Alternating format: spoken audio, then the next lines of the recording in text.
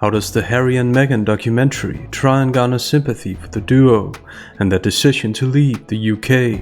What are the problems associated with this? In this video, I'll use my educational background in linguistics and media studies to pinpoint revealing details. If you liked the video, don't forget to click the like button, and if you're excited about language, subscribe for more videos. Time to get this empowering journey started. I remember we're in the car and driving up and he said, "You know how to curtsy, right?" And I just thought it was a joke. But how do you explain that to people? How do you explain that you bow to your grandmother and that you will need to curtsy, especially to an American? I don't know, you just explain it, I guess. It's always been a well-known part of royal etiquette. Harry uses this rhetorical question to make the practice sound outdated. Like, that's weird. Because Harry and Meghan actually left their senior roles, their statements aren't just jokey, but take on a deeper meaning. So while clearly trying to make it look like they're able to talk and joke about their past, they also take jabs at the presumed old-fashioned or outdated nature of the institution's practices, making them sound foreign in a modern world. Harry says, especially to an American, the function of the adverb especially is to add to a description, intensifying or dramatizing it. The implication then is that it's weird to explain bowing to anyone, once again making this practice sound awkward and/or outdated. Also, the point about Americans is worth noting. Meghan repeats it here. Now I'm starting to realize this is a big deal. I mean, Americans will understand this. We have medieval times, dinner and tournament. It was like that. It's a way of associating with American viewers in order to make it sound like they're not the only ones who find bowing or curtsying awkward. The mise en scène is also worth noting. The colors here are warm and bright. To Harry's right there's a light, and through the windows there's natural light in form of sunshine. The depth in the frame adds to the feeling of warmth and homeliness, creating an environment you can step into, metaphorically speaking. This homey environment introduces a contrast between it and the clips that preceded it. The cold stone walls and the marching of the guardsmen, representing his and Meghan's past. The contrast signifies that this is where Harry feels at home now, allegedly. Like I curtsied as though I was like,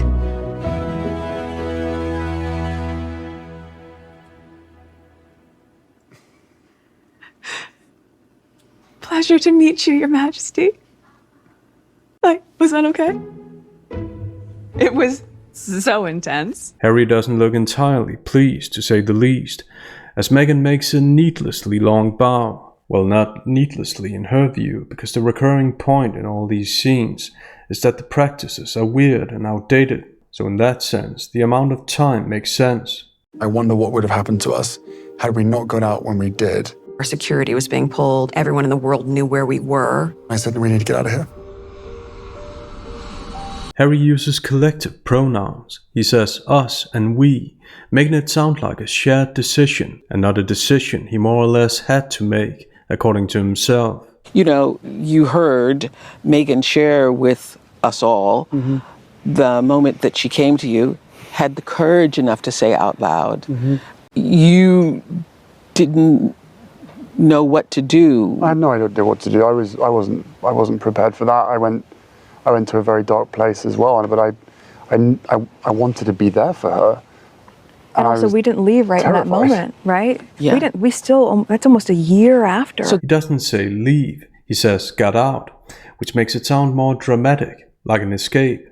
Had we not got out when we did. This dramatization favors the narrative they've maintained, that circumstances forced them to make this decision, and thus that they haven't done anything wrong. Meghan's seen in close-ups. In theory, close-ups bring the viewer close to the protagonist, at least who the filmmakers want us to perceive as protagonists, closer to their thoughts and feelings. This is done to make us empathize with them, and the melancholic music makes that process easier, in theory, same as the following vlog style. We are on a freedom flight. The question, however, remains, do viewers empathize with this personal confession, or do they think it sounds entitled? Documentaries and movies can use all the best linguistic and visual tactics, but if they don't make viewers empathize with the supposed protagonists, these tactics don't mean anything. Our security was being pulled. Everyone in the world knew where we were. Meghan turns to the lack of protection excuse. However, since she's made many different complaints and accusations, it's hard to know which one or which ones viewers are supposed to take seriously. There was no guidance as well, right? There were certain things that you couldn't do, but unlike what you see in the movies, there's no class on how to speak, how to cross your legs, how to be royal. There's none of that training. That might exist for other members of the family. That was not something that was offered to me. So nobody tells you anything? No. Nobody prepares you? No, but even down to like the national anthem. No one thought to say, oh, you're American. You're not going to know that. That's me late at night Googling, what's the national, I've got to learn this. To see this institutional gaslighting. But I wasn't. Gaslighting is when someone distorts reality and makes other people doubt their own judgment and intuition. With their blame shifting, as some would call it, Meghan and Harry have been accused of doing precisely that. So this could be Harry's way of monopolizing the word in order to anticipate objections. The camera sounds are non-diegetic and have been enhanced to sound frightening, like shots. But I wasn't. Symbolically then, the sound introduces an antagonist in contrast to the protagonist victims. But I wasn't being thrown to the wolves, I was being fed to the wolves. That's a distinction we must never forget. They were actively recruiting people to disseminate disinformation. The supposed antagonists are portrayed as a nameless, faceless group that isn't allowed to speak in the trailer. We only hear Harry and Meghan and their supporters. This is a very convenient way to make generalizations about the antagonists without having to deal with each specific criticism they've made. They were happy to lie to protect my brother. They were never willing to tell the truth to protect us. Prince Harry and Meghan Markle. The rogue royals. This can't be understood as anything other than an attack on William, and by extension, Catherine, as Harry claims that they lie to protect him, but not them. In that regard, it's worth noting that we don't see a happy or homey image of William and Catherine. We only see that of Harry and Meghan as they're coincidentally looking at a pond. This makes it clear who the audience is supposed to root for. What Harry doesn't say or ask himself is, why is it that we face so much opposition, but my brother and his wife face so little opposition? Harry and Meghan don't reflect on their behavior. Instead, it's other people's fault. They just wanted to be free. They wanted to be free to love and be happy. We see more homey images and blog-style intimatization tactics as the freedom discourse is repeated. It's a risky discourse to keep emphasizing, because it's not like the two were literal prisoners. On the contrary, both of them come from what some people would call privileged backgrounds. Is that one of them swanky designer dresses? I got all dolled up for you. Well, I'm born and raised here in LA. Los Angeles. Yes, I'm one of the 5. You can pinch me, I'm real. See, oh yes. My dad is a DP, yes. Director of photography. My dad. I didn't mean to make it sound so. No, it's all right. I'm just, yeah. So I grew up on the set of Married with Children every day after school for 10 years. I was there. Wow. I know. It's a very perverse place because I'm there in my school uniform, right? Oh, yeah. And then the guests. They just wanted to be free.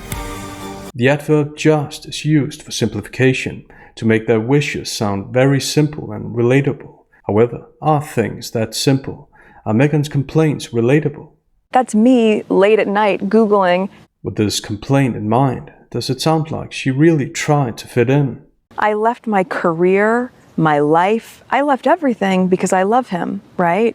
And our plan was to do this forever. For us. Our plan for me, I mean, I wrote letters to his family when I got there saying, I am dedicated to this. I'm here for you. Use me as you'd like. Yes, because that exact wording is totally something you'd write to your in-laws. Use me as you'd like. They wanted to be free to love and be happy. I applauded that. And that's exactly what Harry and Meghan want us to do, applaud what they're doing. They just get Tyler Perry to say it. Notice how he says it in a short musical break. I applauded that. This break draws attention to the statement. As viewers, it's like taking a deep breath in before breathing out. I applauded that.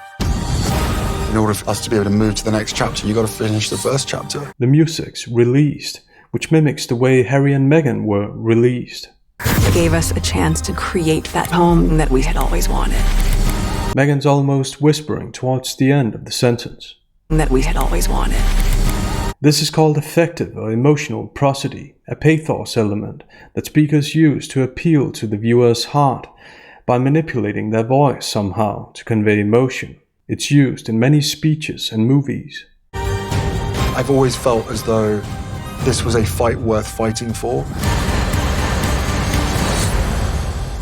The trailer ends with Harry articulating the prevalent freedom discourse, portraying him as a fighter who never had any doubt, who took on the antagonist known as they, and won the freedom that many people would say he hadn't lost in the first place. Notice the enhanced, bright colors, the sun, the sky. This is in contrast to the frame that William was in. First of all, it's a formal gathering and a depressing event. Secondly, notice the grey building in the background. We don't see the sky because we don't see the building end. Oftentimes, this framing is used to make viewers feel like they can't breathe or see a way out, same as the supposed liberated protagonist. You would just see it play out. Like a story about someone in the family would pop up for a minute, and they go, we gotta make that go away. But there's real estate. On a website homepage, there is real estate there on a newspaper front cover, and something has to be filled in there about someone royal. Judging from these complaints about the press, Meghan must have changed her mind about reading articles. I think I can very safely say, as naive as it sounds now, having gone through this learning curve in the past year and a half, I did not have any understanding of just what it would be like. And I think we were just hit so hard at the beginning with a lot of mistruths that I made the choice to not read anything, positive or negative. It just didn't make sense, and instead we focused all of our energies just on nurturing our relationship. On us, yeah. On us. And you would just see it play out. Like a story about someone in the family would pop up for a minute. I made the choice to not read anything. Either that, or she knew exactly what she went into. What did you think it was going to be like?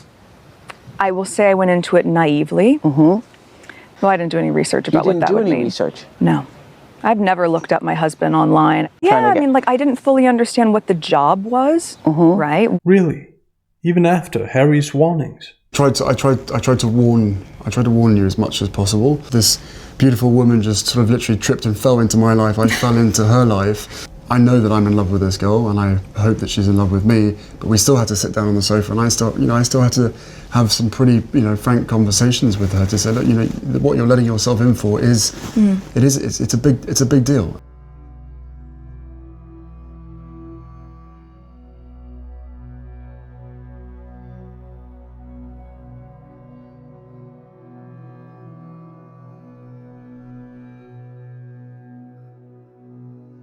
The meaning of the documentary hinges on people's sympathy for Harry and Meghan, and people's sympathy hinges on understanding of Harry and Meghan's complaints. What do you think about these complaints in this documentary? Let us know in the comments. See you next time.